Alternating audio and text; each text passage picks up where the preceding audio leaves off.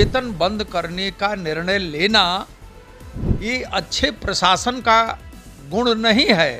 वेतन बंद करने से नाना प्रकार की जो व्यक्तिगत उसका जीवन है, उसके बच्चे प्रभावित होते हैं, उसका भोजन प्रभावित होता है, उसकी पढ़ाई लिखाई प्रभावित होती है, उसके घर में रोगी है वह प्रभावित होता है। मैं समर्थक नहीं हूँ।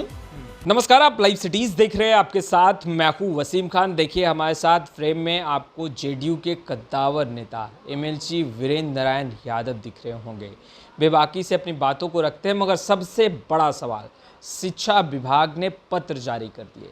विश्वविद्यालय के शिक्षकों का वेतन रोक दिया गया। पिछले माह का वेतन रोक दिया गया है। हम बिना वक्त जाया किए हुए सीधा सर से जुड़ेंगे।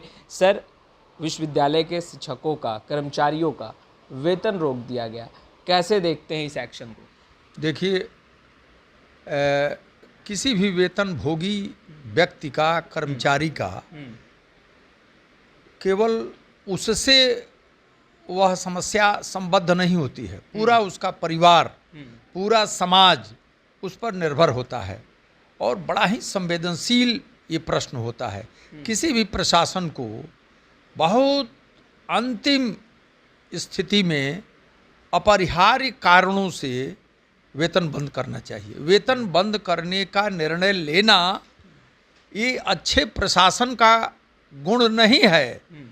वेतन बंद करने से नाना प्रकार की जो व्यक्तिगत उसका जीवन है, उसके बच्चे प्रभावित होते हैं, उसका भोजन प्रभावित होता है, उसकी पढ़ाई लिखाई प्रभावित होती है, उसके घर में रोगी है वह प्रभावित होता है। तो यह जो जन कल्याणकारी राज्य है, इसमें इस तरह के दंड का मैं निजी रूप से मैं समर्थक नहीं हूँ और इस तरह का निर्णय प्रशासन को बहुत अंतिम स्थितियों में लेना चाहिए। ऐसा इन सारी बातों को हम माननीय शिक्षा मंत्री से, माननीय मुख्यमंत्री से हम लोग बात करेंगे इस पर। सर, कई पेंशन भोगी हैं जो प्रभावित हुए हैं, इससे कैसे देखते हैं? अरे भाई, विश्वविद्यालय की अक्षमता, दुर्व्यवस्था और अराजकता के कारण जो अवकाश प्राप्त शिक्षक हैं, उनके पेंशन को रोकने का तो कोई औचित्य हमारे समझ में नहीं आता है लोकतांत्रिक व्यवस्था में।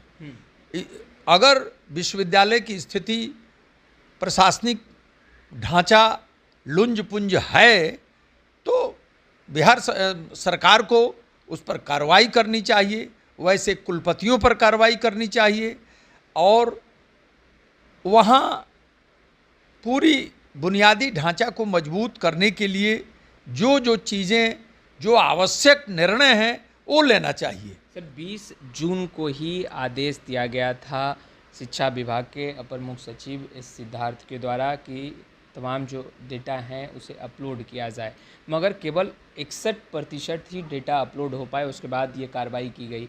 क्या लगता है चूक कहाँ रह गई? देखिए, अपर मुख्य सचिव और शिक्षा मंत्री शिक्षकों के प्रति, छात्रों के प्रति, पढ़ाई लिखाई के प्रति बहुत गंभीर हैं।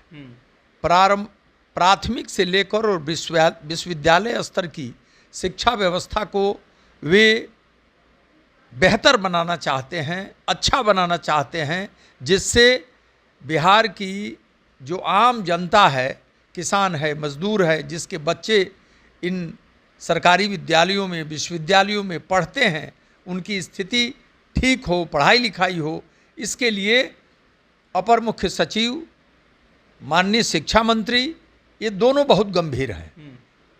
और अगर उन लोगों ने कुछ डाटा अपलोड करने के लिए विश्वविद्यालय को कहा है तो इसकी जांच होनी चाहिए कि 61% ही डाटा क्यों अपलोड हुआ। हो सकता है कि विश्वविद्यालयों का बुनियादी ढांचा उसके अनुकूल नहीं हो। अभी भी बिहार में डिजिटली सारे हमारे विश्वविद्यालय संपन्न नहीं हैं और वहाँ सक्षम कर्मचारियों का भी भारी अभाव है। कुलपति लोग भी बहुत विपरीत परिस्थितियों में काम कर रहे हैं। इन सारे संदर्भों को समझते हुए हमें कोई निर्णय लेना चाहिए, ऐसा मैं माननीय शिक्षा मंत्री से अपने आपके इस मंच से भी आग्रह करता हूं और निजी रूप से भी मिलकर आग्रह क्या लगता करूंगा। है बहुत जल्दबाजी में फैसला ले लिया गया वेतन रोकने का? देखिए, जल्दीबाजी में फैसला नहीं लिया गया है। बिहार सरकार चाहती है कि विश्वविद्यालय का सत्र ठीक हो, पढ़ाई लिखाई ठीक हो, वेतन दुरुस्त हो, पेंशन समय पर मिले, उसके लिए ये सारी व्यवस्था की जा रही है। और इसमें कोई विश्वविद्यालय अगर नहीं कर पा रहा है तो उसको अपना पक्ष सरकार के समक्ष रखना चाहिए मजबूती से। कुलपति लोगों को पूरा समय देना चाहिए। सर, कल भारत बंद का आह्वान किया गया है, तमाम विपक्षी दल ने सहमति जताई है, राजद ने भी कहा है कि बिल्कुल वो साथ खड़े हैं भारत बंद के। कैसे देख रहे हैं? देखिए, विपक्ष का ऐसा करना, विपक्ष में जो लोग रहते हैं वो जो बहुत उचित समस्या हो उसके लिए उन्हें आंदोलन प्रदर्शन लोकतंत्र में होना चाहिए। मैं इसका विरोधी नहीं हूँ, परंतु एक बात है, बिहार सरकार आरक्षण के प्रति और जो समाज का बिल्कुल कमज़ोर तबका है उसकी नौकरी में कैसे हिस्सेदारी मिले, इसमें माननीय कर्पूरी ठाकुर से लेकर और उनके फार्मूले के प्रबल समर्थक और उसे ज़मीन पर उतारने वाले माननीय शिक्षा मंत्री बिल्कुल प्रतिबद्ध हैं।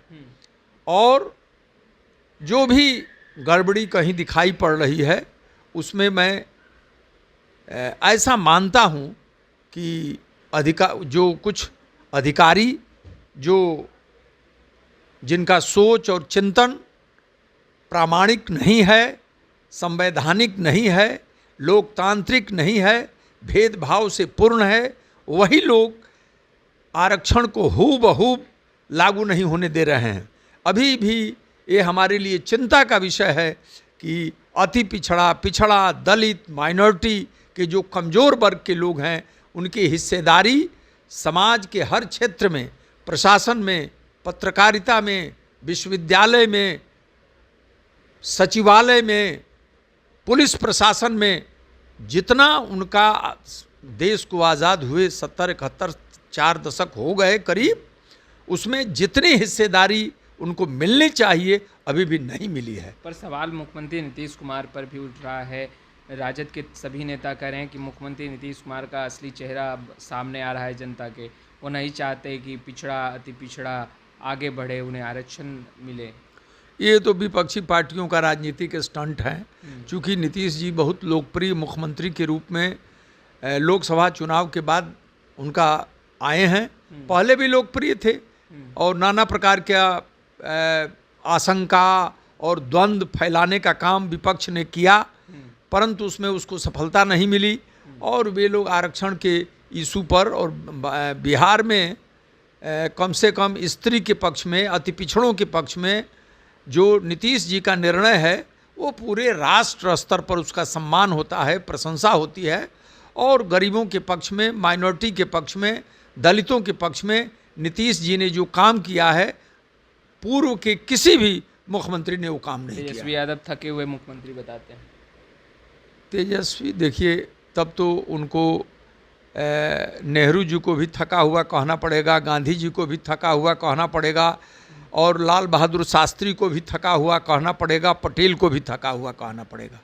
सारे जो अनुभवी राजनीतिज्ञ हैं उन्होंने ही देश की गुलामी में बढ़ चढ़ के हिस्सा लिया और नीतीश जी का जो प्रशासनिक अनुभव है, राजनीतिक अनुभव है, केंद्र से लेकर और राज्य तक का एक लंबा जो अनुभव है उसको बिहार को मिल रहा है और उसी रणनीति के तहत आज केंद्र को भी उन्होंने बाध्य किया है कि अधिकतम लाभ राज्य को मिल रहा है। सड़कों के क्षेत्र में, बिजली के क्षेत्र में, ये सब नीतीश जी की उपलब्धि है। स्त्री के पक्ष में, स्त्री के आरक्षण के पक्ष में, अति पिछड़े के आरक्षण के पक्ष में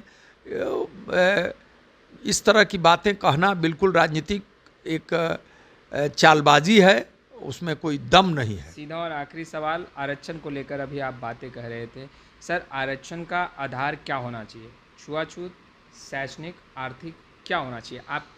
आपकी अगर मैं राय अगर मुझसे निजी रूप से पूछिएगा हम्म, तो संविधान का जो मूल ढांचा है वह शैक्षणिक और सामाजिक रूप से जो पिछड़े हैं उनको ही आरक्षण मिलना चाहिए और मैं उसी का प्रबल समर्थक हूँ। छुआछूत मैं आधार होना चाहिए। वो तो वही ना सामाजिक आधार हुआ। सामाजिक आधार और शैक्षणिक आधार होना चाहिए। संविधान में भी इसी का उल्लेख है। माननीय लोहिया जी जो इन चीज़ों के बहुत बड़े सामाजिक समीकरणों को समझने वाले, समाज को समझने वाले जो डॉक्टर राम मनोहर लोहिया थे, उनकी भी यही मान्यता थी और हम लोग इस मामले में डॉक्टर राम मनोहर लोहिया के सिद्धांतों को मानते हैं और उन्होंने जो आधार या अम्बेडकर ने जो आधार बनाया था उसी के आधार पर आरक्षण मिलना चाहिए। इसके हम समर्थक हैं, इससे सहमत हैं। तो आपने सुना वीरेंद्र नारायण यादव जी को। देखिए, मुख्यमंत्री नीतीश कुमार के बेहद ही करीबी हैं, बेबाकी से अपनी बातों को रखते हैं और आज भी बेबाकी से शिक्षा विभाग का जो फरमान जारी किया गया है, जो आदेश जारी हुआ है, उसको लेकर बातें रख रहे थे। शिक्षा मंत्री से भी बात करेंगे। खैर, इस वीडियो में इतना ही। आपका बहुत बहुत शुक्रिया।